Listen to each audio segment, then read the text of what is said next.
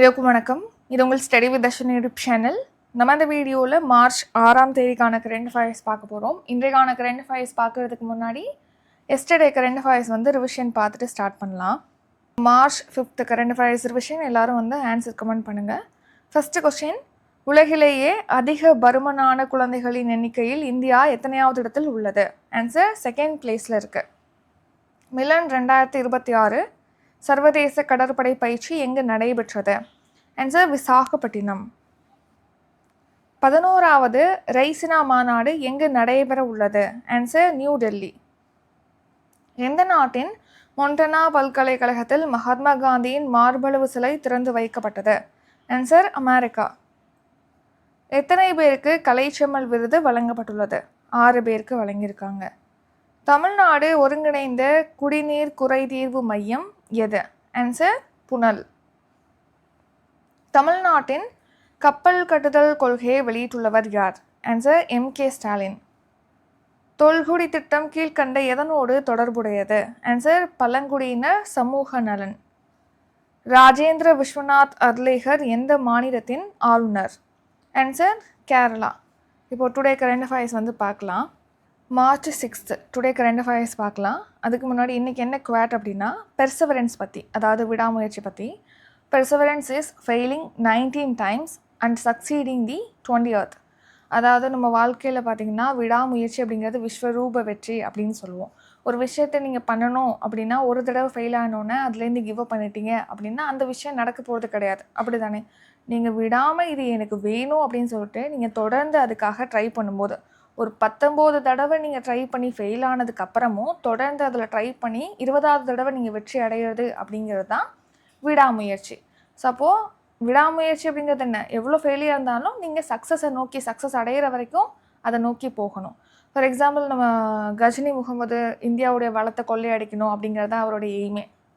அவர் விடாமுயற்சியின் மூலமாக தான் இந்தியாவுடைய வளத்தை 17 தடவை போர் புரிஞ்சு அவரால் கொள்ளையடிக்க முடிஞ்சது. 17வது தடவை அவர் சக்ஸஸ் அடைஞ்சார் அப்படின்னு சொல்லிட்டு நம்ம பார்த்துருப்போம். அந்த மாதிரி உங்களுக்கு என்ன வேணுமோ அந்த எய்முக்கு உங்களுடைய விடாமுயற்சி தான் கொண்டு போகும். சரி, நம்ம கரண்ட் அஃபேர்ஸ் பார்க்கலாம். நேஷ்னல் டாபிக், 2027ஆம் ஆண்டு மக்கள் தொகை கணக்கெடுப்புக்காக அறிமுகப்படுத்தப்பட்ட சின்னம் எது? Answer A and B. So Pragati மற்றும் விகாஸ் இந்த 2 சின்னம் இன்ட்ரடியூஸ் பண்ணியிருக்காங்க. பிரகதி அப்படிங்கிறது பெண், விகாஸ் அப்படிங்கிறது ஆண். ஸோ இப்போ 2027ஆம் ஆண்டு அடுத்த மக்கள் தொகை கணக்கெடுப்பு அப்படிங்கிறது நடத்துகிறாங்க. லாஸ்ட்டாக 2011 தான் மக்கள் தொகை கணக்கெடுப்பு நடத்தியிருப்பாங்க. கொரோனானால 2021 நடத்தப்படாமல் இருந்துச்சு. ரொம்ப தாமதமாகிட்டு இருந்த நிலையில் இப்போது 2027 மக்கள் தொகை கணக்கெடுப்பு அப்படிங்கிறத நடத்துகிறாங்க. அதுக்கு தான் பிரகதி விகாஸ் அப்படிங்கிற சின்னத்தை இன்ட்ரடியூஸ் பண்ணியிருக்காங்க நம்ம மத்திய உள்துறை அமைச்சர் அமித்ஷா அவர்கள். ஸோ மக்கள் தொகை கணக்கெடுப்புக்காக மத்திய உள்துறை அமைச்சர் அமித்ஷா அவர்கள் ஒரு 4 டிஜிட்டல் கருவிகள், ஏன்னா நம்ம இந்தியாவிலே ஃபஸ்ட் டைம் இப்போ தான் டிஜிட்டல் முறையில் மக்கள் தொகை கணக்கெடுப்பு நடத்துறதுக்கு திட்டமிட்டிருக்காங்க. அதுக்காக ஒரு இணையதளமும் தொடங்குறதா சொல்லியிருப்பாங்க, நம்ம பார்த்துருப்போம். ஸோ அதுக்காக 4 டிஜிட்டல் கருவிகள், அப்புறம் 2 சின்னங்கள், பிரகதி அப்புறம் விகாஸ் அப்படிங்கிற 2 சின்னங்களையும் இன்ட்ரடியூஸ் பண்ணியிருக்காங்க. அடுத்ததான் ரீசன் நியூஸ். இப்போது 16வது மக்கள் தொகை கணக்கெடுப்பு தான் 2027 கண்டக்ட் பண்ணுறாங்க. ஸோ இந்த கணக்கெடுப்பு 2 கட்டங்களாக நடைபெறும்னு பார்த்துருப்போம். ஃபஸ்ட் டைம் டிஜிட்டல் கணக்கெடுப்பு நடத்துகிறாங்க. இதுக்கு எவ்வளோ ஒதுக்கீடு செஞ்சுருக்காங்க அப்படின்னா 11,718 கோடி மதிப்பீட்டில் இந்த கணக்கெடுப்பு நடத்தப்படும் சொல்லியிருக்காங்க. 2 ஃபேஸாக நடக்கும்னு பார்த்தோம் இல்லையா? 2026 ஏப்ரல் 1 வீடுகள் பட்டியலிடுறது, வீடுகளை கணக்கெடுப்பு நடத்துகிற பணிகளானது ஏப்ரல்லேருந்து செப்டம்பர் வரைக்கும் நடக்கும்.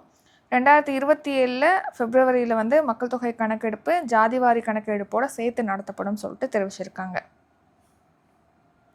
அடுத்ததான் தமிழ்நாடு ஸ்கீம். அவசரகால 108 ஆம்புலன்ஸ் சேவையை இனி வாட்ஸ்அப் மூலமாக பெறும் பிரத்யேக வசதியை அறிமுகப்படுத்தியவர் யார்? ஆன்சர் மா சுப்பிரமணியன். ஸோ தமிழ்நாடு மக்கள் நல்வாழ்வுத்துறை அமைச்சர் மா சுப்பிரமணியம் அவர்கள் தான். இப்போ நம்ம ரோடு ஆக்சிடென்ட் நடந்துச்சு அப்படின்னா உடனே எந்த நம்பருக்கு கால் பண்ணுவோம்? 108 ஆம்புலன்ஸுக்கு தானே கால் பண்ணுவோம். அவங்க உடனடியாக அவசர கால சிகிச்சைகள் வழங்குறதுக்கு இந்த 108 ஆம்புலன்ஸ் அப்படிங்கிறது ரொம்ப ரொம்ப முக்கியமாக இருக்குது. இது 2008 தான் இதுக்கான ஸ்கீம் லான்ச் பண்ணாங்கன்னு நம்ம பார்த்துருப்போம். இப்போது இதை இன்னுமே நம்ம டைமிங்கை குறைக்கலாம். கால் பண்ணோடனே உடனே வர்றது இப்போ ஒரு 11 minutes 7 minutes அந்த மாதிரிலாம் இருக்குது. ஸோ இதை இன்னுமே எஃபெக்டிவாக பண்ணலாம், கம்மியான டைமில் அவங்களுக்கு பலன் கொடுக்குற வகையில் வாட்ஸ்அப் மூலமாக இந்த 108 ஆம்புலன்ஸ் சேவையை வந்து பெறுவதற்கான வசதியை தொடங்கி வச்சுருக்காங்க.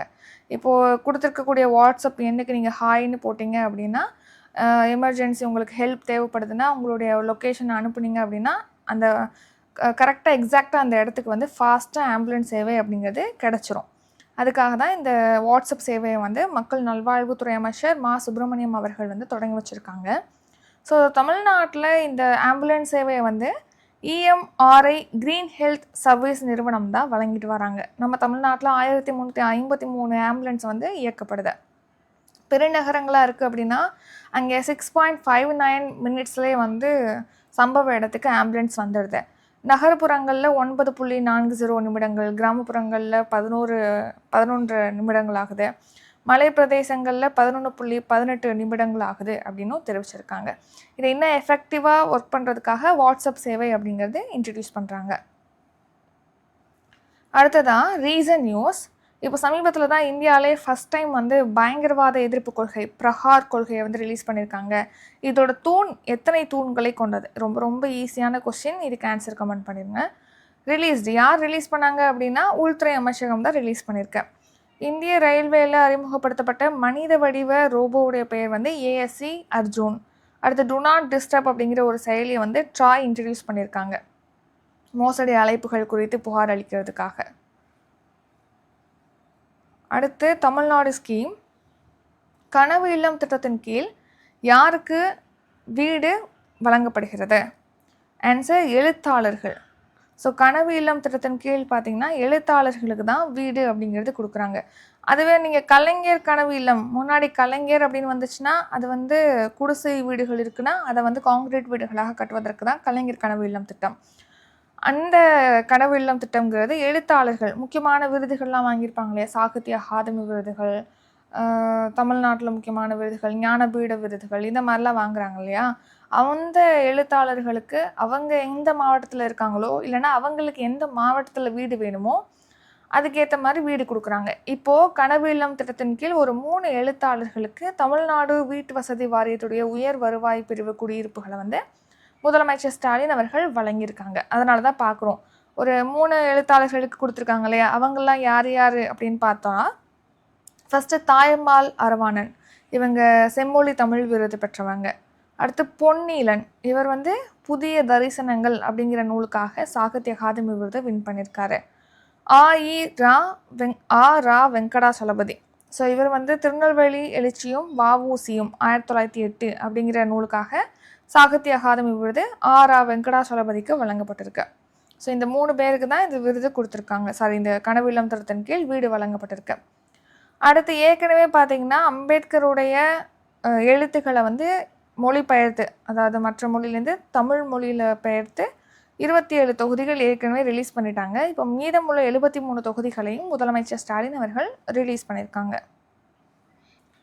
Next reason news. ஸோ முதல்வர் மருந்தகம் திட்டம், இது வந்து February 24 போன வருஷம் தொடங்கியிருப்பாங்க. நம்ம தமிழ்நாட்டில் 1000 முதல்வர் மருந்தகம் அப்படிங்கிறது தொடங்கப்படும் சொல்லியிருப்பாங்க. அதன்படி பார்த்திங்கன்னா இந்த முதல்வர் மருந்தகத்தில் மலிவான விலையில் மருந்து பொருட்கள் அப்படிங்கிறது கிடைக்கும். கலைஞர் கைவினை திட்டம், இதுவும் போன வருஷம் April 19 லான்ச் பண்ணது. கைவினை கலைஞர்கள்லாம் இருக்காங்க இல்லையா, 5 years எக்ஸ்பீரியன்ஸ் இருக்குன்னா இந்த ஸ்கீமில் அவங்க பயன்பெறலாம். ஏஜ் வந்து 35 இருக்கணும். அவங்களுக்கு வந்து கடன் உதவி இதெல்லாமே கொடுக்குறாங்க. இப்போது ரீசெண்டாக தான் 30+ ஸ்கீம், நம்ம இந்த வருஷம் பார்த்த 30+ ஸ்கீம் உள்ள வீடியோ வந்து அப்லோட் பண்ணியிருப்போம் யூடியூப்பில், செக் பண்ணி பார்த்துங்க. ஒரு 2 டேஸ்க்கு முன்னாடி தான் அப்லோட் பண்ணியிருப்பேன். ஊட்டச்சத்தை உறுதி செய் திட்டம், இது வந்து 2022 May 21 லான்ச் பண்ண ஒரு ஸ்கீம். 60 வயதுக்குட்பட்ட சிறுவர்கள் இருக்காங்க இல்லையா, குழந்தைகள், அவங்களுக்கு ஊட்டச்சத்து குறைபாடை நிவர்த்தி பண்ணணுங்கிறதுக்காக இந்த ஸ்கீம். திறன்மிகு வகுப்பறைகள் திட்டம், இதை 2024 June 14 லான்ச் பண்ணியிருப்பாங்க. ஸ்மார்ட் போர்டை வச்சு அவங்களுக்கு கிளாஸ் கண்டக்ட் பண்ணுறதுக்காக கவர்மெண்ட் ஸ்கூல் ஸ்டூடெண்ட்ஸ்க்கு. நடப்போம் நலம் பெறுவோம் திட்டம், இது 2023 லான்ச் பண்ணியிருப்பாங்க. ஸோ டெய்லி நடக்கணும், அதுக்காக நடை சாலைகள் அமைக்கிறது, நடைபாதைகள் அமைக்கிறது, இதெல்லாமே இந்த ஸ்கீமில் வரும். அடுத்து தமிழ்நாடு ஸ்கீம். தமிழ்நாடு மகளிர் தொழில் முனைவோர் மேம்பாட்டு திட்டத்தை தொடங்கி வைத்தவர் யார்? Answer MK Stalin. ஸோ இப்போ முதலமைச்சர் ஸ்டாலின் அவர்கள் பார்த்திங்கன்னா March 5 தமிழ்நாடு மகளிர் தொழில் முனைவோர் மேம்பாட்டு திட்டத்தை லான்ச் பண்ணியிருக்காங்க. தொழில் முனைவோர் அதுவும் மகளிர்னு பார்க்குறோம். அப்போது தொழில் முனைவோர்னா என்ன? ஒரு தொழில் தொடங்கணும். ஒரு ஒரு மகளிரை வந்து தொழில் தொடங்கக்கூடிய ஒரு நபராக அப்படிங்கிறத மாற்றணுங்கிறதுக்காக தான் இந்த ஸ்கீம். அப்போ ஒரு தொழிலில் வந்து தொடங்கணும் அப்படின்னா அதுக்கு என்ன தேவைப்படும்? கடன். ஏன்னா ஒரு மணி தேவைப்படும். அந்த மணி வேணும் இல்லையா? அதுக்கு தான் கடன் கொடுக்குறாங்க கவர்மெண்ட். கடன் மட்டும் போதுமா? அதுக்கு மானியமும் கொடுக்குறாங்க. சரியா? ஸோ இப்போது பெண்கள் வந்து தொழில் தொடங்குறது, குறு சிறு நடுத்தர நிறுவனங்கள் துறையில் பெண்கள் வந்து தொழில் தொடங்குறதை ஊக்குவிக்கணும் அப்படிங்கிறதுக்காக இந்த தமிழ்நாடு மகளிர் தொழில் முனைவோர் மேம்பாட்டு திட்டம் அப்படிங்கிறது மார்ச் 5 முதலமைச்சர் ஸ்டாலின் அவர்கள் லான்ச் பண்ணியிருக்காங்க. ஸோ குறு சிறு நடுத்தர தொழில் நிறுவனங்கள் துறையில் இவங்க வந்து தொழில் தொடங்கணுங்கிறதுக்காக நெக்ஸ்ட்டு 5 இயர்ஸில் 1 லட்சம் மகளிரை தொழில் முனைவோர் ஆக்குறதுக்கு டார்கெட்டும் வச்சுருக்காங்க. ஸோ எவ்வளோ கடன் கொடுப்பாங்கன்னா 10 லட்சம் வரைக்கும் கடன் கொடுப்பாங்க. 25% வந்து மானியமும் கொடுக்குறாங்க. இப்போது 10 லட்சம் கடன் வாங்குறாங்க அப்படின்னா அதில் 25% கவர்மெண்ட்டே வந்து செலுத்திடுவாங்க. அதாவது நம்ம வந்து 25% தொகையை வந்து செலுத்த தேவை கிடையாது. ஃபார் எக்ஸாம்பிள் 1 லட்சம் வாங்குறீங்க அப்படின்னா 25,000 நீங்கள் திருப்பி செலுத்த வேணாம், கவர்மெண்ட்டே கொடுத்துருவாங்கன்னு அர்த்தம். அடுத்து இதுக்கு முக்கியமான விஷயம் என்ன, குவாலிஃபிகேஷன் என்னென்னா அவங்க தொழில் தொடங்குறதுக்கு தேவையான மொத்த செலவில் 5% வந்து யார் இந்த ஸ்கீமுக்கு பயன்பெற அப்ளை பண்ணுறாங்களோ அந்த பெண் வந்து பங்களிக்கணும். அடுத்து அப்பாயின்மெண்ட்ஸ். சென்னை உயர்நீதிமன்றத்தின் தலைமை நீதிபதியாக நியமிக்கப்பட்டுள்ளவர் யார்? ஆன்சர் நீதிபதி சுஷ்ருத் அரவிந்த் தர்மாதிகாரி. நீதிபதி சுஷ்ருத் அரவிந்த் தர்மாதிகாரி தான் இப்போ சென்னை உயர்நீதிமன்றத்துடைய தலைமை நீதிபதியாக பொறுப்பேற்றிருக்காரு. இன்றைக்கி தான் வந்து இவர் பதவி பிரமாணம் செஞ்சுருக்காங்க, பொறுப்பேற்றிருக்காரு இவர்.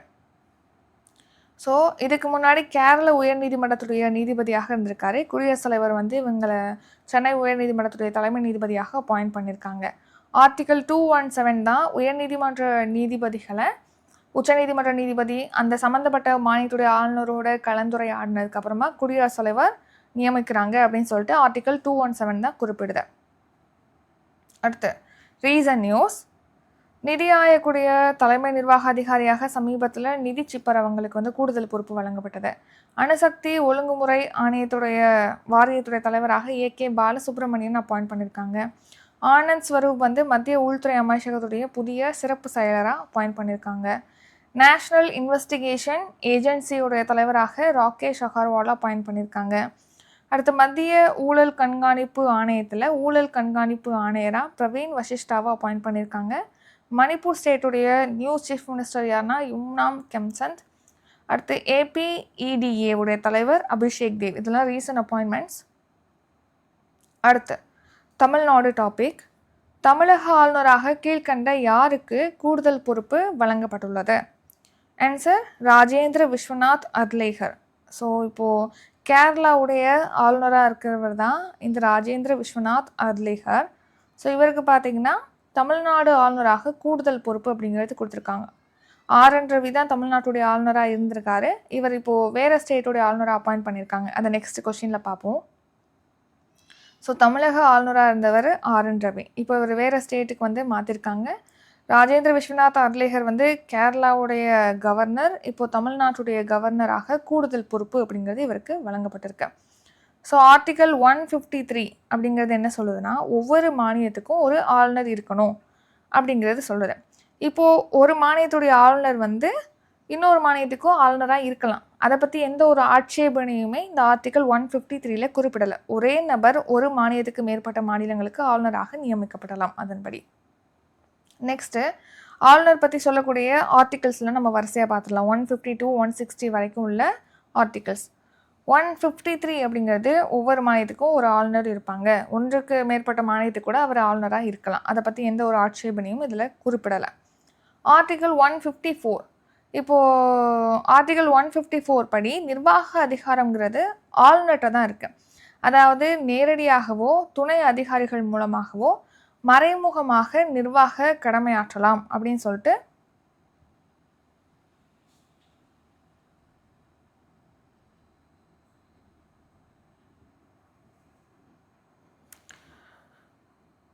ஆர்டிகல் 153. ஸோ ஒரு ஸ்டேட்டுக்கு கவர்னர் இருப்பாங்க. அதே கவர்னர் ஒன்றுக்கு மேற்பட்ட மாநிலங்களுக்கு கூட இருக்கலாம். அதை பற்றி எந்த ஒரு ஆட்சேபனையும் ஆர்டிகல் 153 குறிப்பிடலை. ஆர்டிகல் 154. ஸோ 154 படி நிர்வாக அதிகாரம்ங்கிறது ஆளுநர்கிட்ட தான் இருக்குது. ஆர்டிகல் 155 குடியரசுத் தலைவரால் தான் ஆளுநர் அப்படிங்கிறவரை நியமிக்கப்படுறாரு ஒரு ஸ்டேட்டுக்கு. ஆர்டிகல் 156 இதில் என்ன, இவர் ஆளுநர் வந்து பதவியிலேருந்து விலகணும் அப்படின்னு நினைக்கிறாருன்னா அவருடைய ராஜினாமா கடிதத்தை யார்கிட்ட கொடுக்கலாம், குடியரசுத் தலைவர்கிட்ட கொடுக்கலாம். அவருடைய பதவிக்காலம் வந்து 5 ஆண்டுகள் வரைக்கும் இருக்கலாம். குடியரசுத் தலைவர் அவங்களுடைய ப்ளஷரில் வந்து இவர் ஒர்க் பண்ண முடியும். குடியரசுத் தலைவர் வந்து எப்போ வேணால் அவங்கள பதவியிலேருந்து நீக்க முடியும். புதிய ஆளுநர் பதவி ஏற்கும் வரைக்கும் கூட அவங்க இந்த பொறுப்பில் இருக்க முடியும்.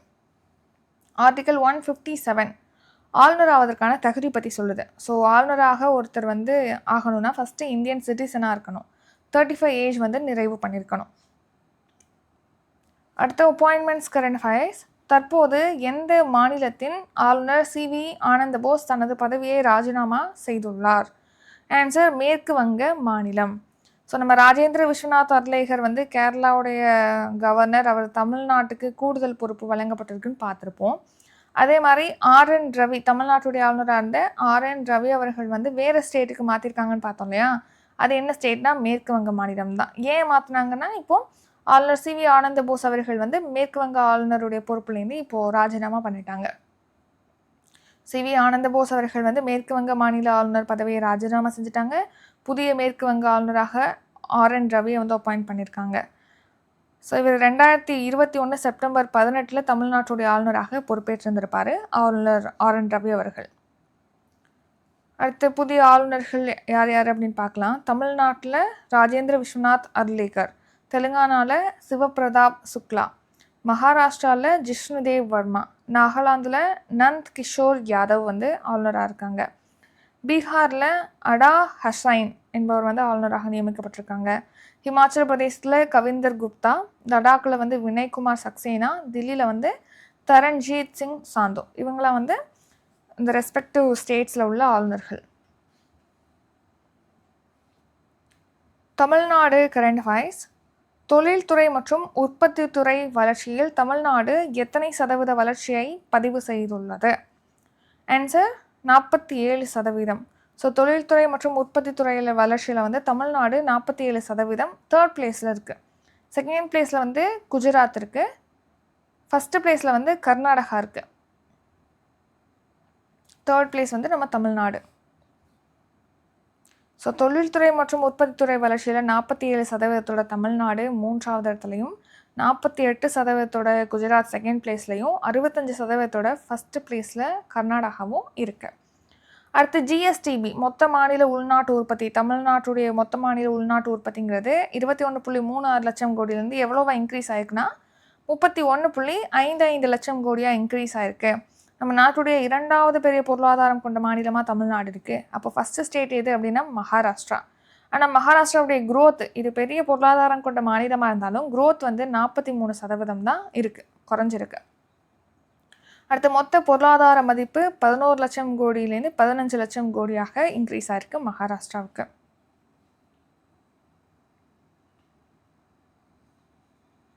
Next appointment. பீகாரின் நீண்டகால முதல்வர் யார்? ஆன்சர் நிதிஷ்குமார். ஸோ நிதிஷ்குமார் தான் பீகாருடைய நீண்டகால முதலமைச்சர். லாஸ்ட்டாக இவர் வந்து 10வது முறையாக பீகாரில் முதலமைச்சராக பொறுப்பேற்றிருந்தார் அப்படின்னு சொல்லி நம்ம பார்த்துருப்போம் நிதிஷ்குமார். ஸோ இப்போது நிதிஷ்குமார் பார்த்திங்கன்னா மாநிலங்களவை உறுப்பினராக பதவி ஏற்பதற்காக அங்கே வந்து வேட்புமனு தாக்கல் அப்படிங்கிறத செஞ்சுருக்காரு. ஸோ அப்போது மாநிலங்களவை உறுப்பினராவதற்காக வேட்புமனு தாக்கல் செஞ்சதுனால இவர் விரைவில் வந்து முதலமைச்சர் பொறுப்பிலேருந்து ராஜினாமா செய்வார் அப்படின்னும் எதிர்பார்க்கப்படுது. ஸோ பீகாருடைய நீண்டகால முதலமைச்சர் நிதிஷ்குமார் 2005லேருந்தே அங்கே பதவியில் இருக்கார். 10வது முறையாக போன வருஷம் நவம்பரில் பொறுப்பேற்றிருப்பார்.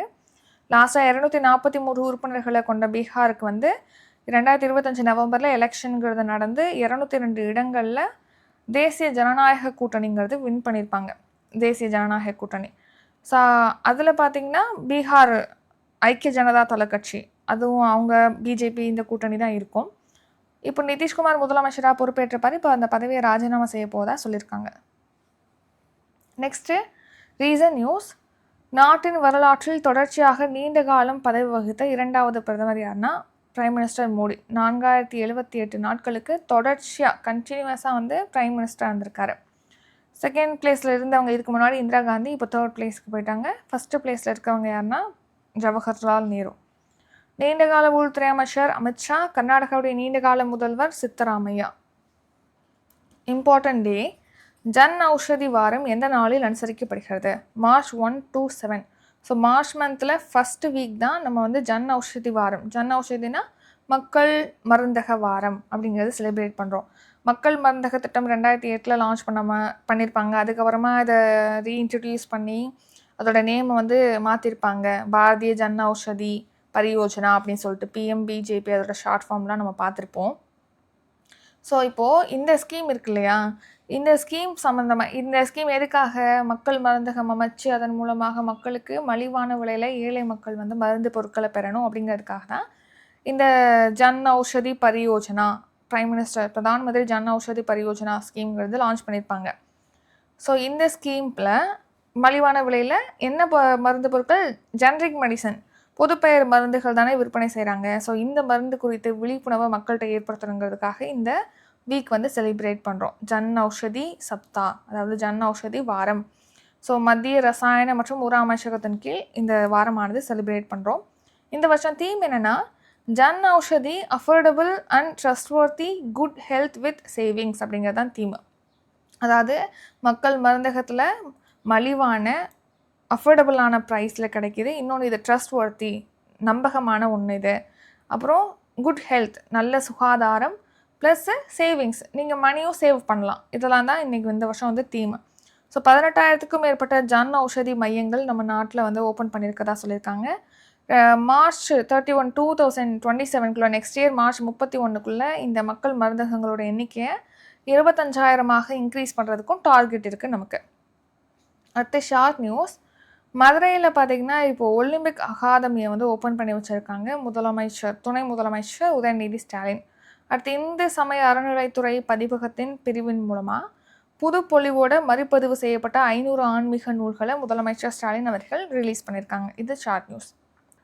March 6 today current affairs revision பார்க்கலாம். நம்ம சேனல் அப்கமிங் டெஸ்ட் பேட்ச் பற்றிய டீட்டெயிலாம் டிஸ்கிரிப்ஷனில் இருக்குது, செக் பண்ணி பார்த்துக்கோங்க. Group 1 பேட்ச், Group 2 பேட்ச் இதெல்லாமே.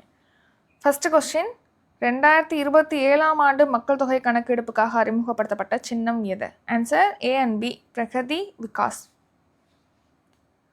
அவசரகால 108 ஆம்புலன்ஸ் சேவையை இனி வாட்ஸ்அப் மூலம் பெறும் வசதியை அறிமுகப்படுத்தியவர் யார்? ஆன்சர் மா சுப்பிரமணியன். கனவு இல்லம் திட்டத்தின் கீழ் யாருக்கு வீடு வழங்கப்படுகிறது? ஆன்சர் எழுத்தாளர்கள். தமிழ்நாடு மகளிர் தொழில் முனைவோர் மேம்பாட்டு திட்டத்தை தொடங்கி வைத்தவர் யார்? Answer MK Stalin. சென்னை உயர்நீதிமன்றத்தின் தலைமை நீதிபதியாக நியமிக்கப்பட்டுள்ளவர் யார்? ஆன்சர் நீதிபதி சுஷ்ருத் அரவிந்த் தர்மாதிகாரி. தமிழக ஆளுநர் கீழ்கண்ட யாருக்கு கூடுதல் பொறுப்பு? தமிழக ஆளுநராக கீழ்கண்ட யாருக்கு கூடுதல் பொறுப்பு வழங்கப்பட்டுள்ளது? ஆன்சர் ராஜேந்திர விஸ்வநாத் அர்லேகர். தற்போது எந்த மாநிலத்தின் ஆளுநர் CV ஆனந்த் போஸ் தனது பதவியை ராஜினாமா செய்துள்ளார்? ஆன்சர் மேற்கு வங்க மாநிலம். தொழில்துறை மற்றும் உற்பத்தி துறை வளர்ச்சியில் தமிழ்நாடு எத்தனை சதவீத வளர்ச்சியை பதிவு செய்துள்ளது? 47%. பீகாரின் நீண்டகால முதல்வர் யார்? ஆன்சர் நிதிஷ்குமார். ஜன் ஔஷதி வாரம் எந்த நாளில் அனுசரிக்கப்படுகிறது? March 1 to 7, March first week. இத்துடன் இன்றைக்கான கரண்ட் அஃபேர்ஸ் வீடியோ நிறைவடைகிறது. இந்த வீடியோ உங்களுக்கு பிடிச்சிருந்தால் லைக் பண்ணுங்கள், ஷேர் பண்ணுங்கள். நம்ம சேனலை நீங்கள் இன்னும் சப்ஸ்கிரைப் பண்ணலன்னா மறக்காமல் சப்ஸ்கிரைப் பண்ணிக்கோங்க. நன்றி, வணக்கம்.